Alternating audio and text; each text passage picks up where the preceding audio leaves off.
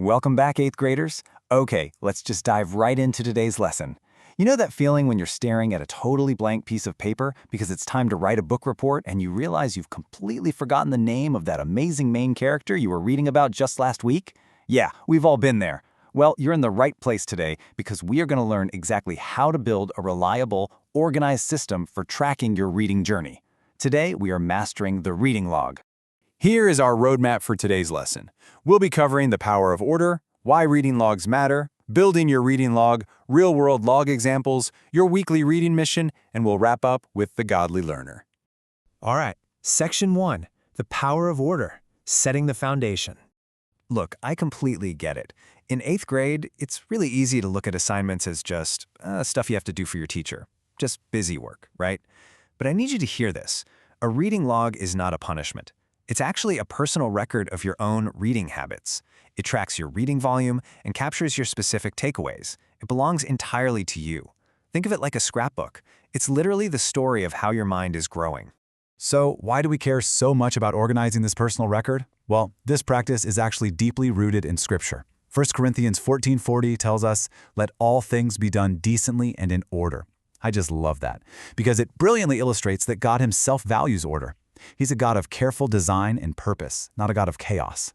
Because of that, our academic habits, even something that seems as simple as tracking the pages we read, should absolutely reflect that same decency and structure. Moving right along to Section 2, why reading logs matter, more than just busy work.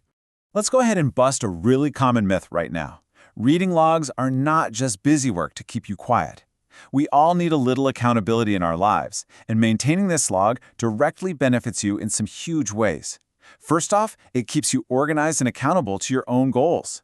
Second, it lets you visually track your progress over time. Seriously, you are going to be amazed at how many pages you actually consume in a single month. Third, and honestly, this is a lifesaver for your future assignments, it gives you an easy reference point to remember specific details for upcoming essays or book talks. No more frantically flipping through chapters trying to find that one specific quote. And finally, it visibly proves your growth to your parents and teachers. It's called hard evidence of your hard work. Section 3, building your reading log, the mechanics. Actually building a successful log is incredibly straightforward, especially if you just follow these 4 simple steps. Step 1, create clear columns. You're going to need the title, the author, your start and end dates, the pages you read, and a section for notes. Step 2 is all about discipline. Commit to filling it in right after you read while the ideas are completely fresh in your mind. Step 3 involves dropping in thoughtful notes, a quick summary, or new vocabulary. And Step 4, guys, don't skip this one. Periodically review your patterns. Every few weeks, just take a step back and look at your log. Are you reading faster? Are you naturally choosing longer, maybe more challenging books? Are you stuck in just one genre? The data in your log will tell you exactly what's going on.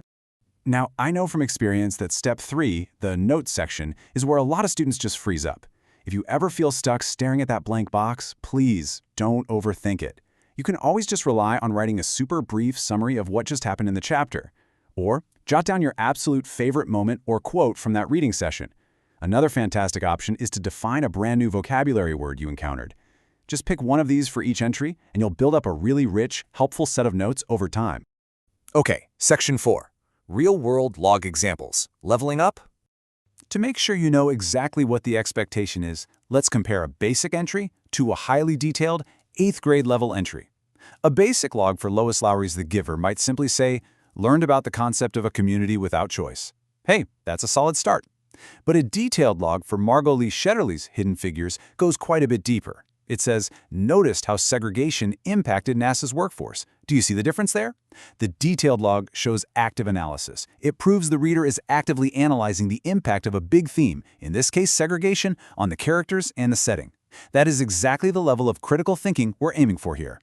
And for my tech-savvy students out there who want to take your organization a step further, utilizing an online spreadsheet as a digital log is a fantastic route to take. You can actually set it up to automatically calculate your total pages read for the entire semester. It's clean, it's virtually impossible to lose, which is a huge win, and it keeps your data perfectly organized. Section 5. Your weekly reading mission. Time to build. All right, it is time to put all this knowledge into action. Here is your actual mission for the week. First, create your reading log template. You can do this on paper or digitally, your choice. Second, fill it in for the reading session you most recently completed. Third, in your notes section, add a quick thought about your favorite part of that reading. Fourth, find one new word you didn't know and record it along with its definition. And finally, step 5. After a week of doing this consistently, I want you to review your log and write down one observation about your own reading habits. Follow these 5 exact steps and you'll have successfully built your tracking system. And finally, Section 6, the Godly Learner, Wisdom over Capability. As we wrap up today's lesson, I want to take a second to connect this skill back to the core philosophy of why we even pursue education in the first place. At HeroesMart Academy, we purposely intertwine biblical morality with education. Why? Because education without morality can actually hurt. If you just become smarter but you lack a moral compass, that knowledge can easily be misused. Our core philosophy is that knowledge and intelligence must be tools to help you make wise, God-honoring choices rather than simply making you more capable. As you pursue academic excellence and build out these great habits like tracking your reading, I want you to remember the truth found in Romans 8:6-7. It teaches us that to be carnally minded is death, but to be spiritually minded is life and peace.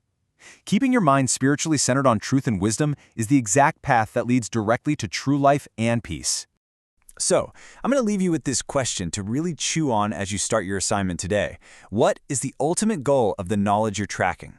Are you going to use your knowledge simply to become more capable, or will you use it to make wise, God-honoring choices in your life?